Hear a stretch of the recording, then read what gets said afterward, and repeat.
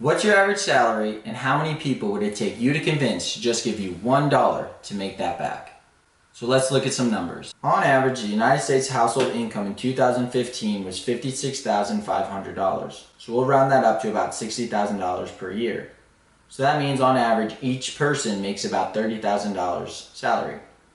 The United States is home to 330 million people. If you ask for $1, it would take convincing 1 out of every 11,700 people to get to that individual salary of $30,000.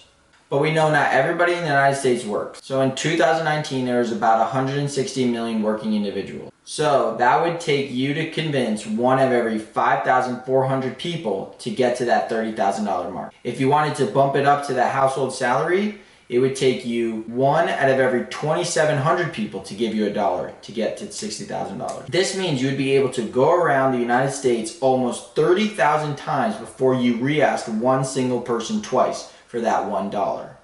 In California alone, you could convince 1 of every 3,240 people to just give you that $1.